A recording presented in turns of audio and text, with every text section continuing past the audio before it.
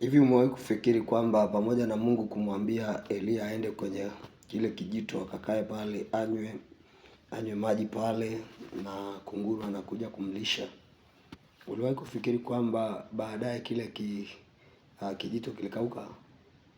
Na kilikauka kwa sababu ya neno alilosema kwamba mvua isinyeshe kwa muda wa miaka 3.5, na kweli haikunyesha.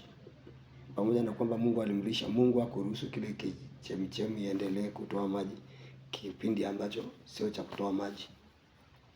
Kwa hiyo using'ang'anie sehemu moja. Kuna wakati kipindi kitaisha cha kuwa hapo. So ni vizuri kuelewa kwamba kumsikia Mungu anapokuambia nenda sehemu nyingine, ndipo Mungu anamtuma sasa kwa yule mwanamke wa Sarepta. Mwanamke wa Sarepta, Mungu anamwambia Elia kwamba nimemwandaa mwanamke atakulisha. Je, yule mwanamke alipata taarifa kwamba Elisha anakuja kulishwa? Atakuja. Cha ajabu ni kwamba Elisha anafika, anamwambia nipe maji. Mwanamke anasema sawa, wakati anaenda njoo. Hapo anamwambia tena okay, si maji tu, nitengenezee na mkate kidogo nile.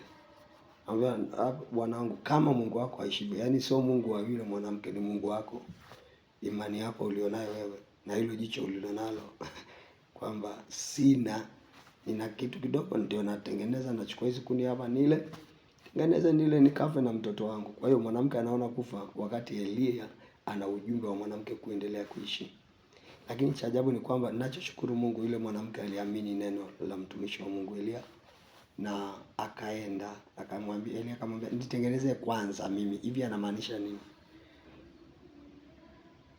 Amtengenezee kwanza yeye, anachomaanisha ni kwamba Mungu kwanza. Chochote unachofanya ni Mungu kwanza, maana hata hicho unachokifanya hakitakusaidia bila Mungu kufanya kitu unachokifanya kikusaidie.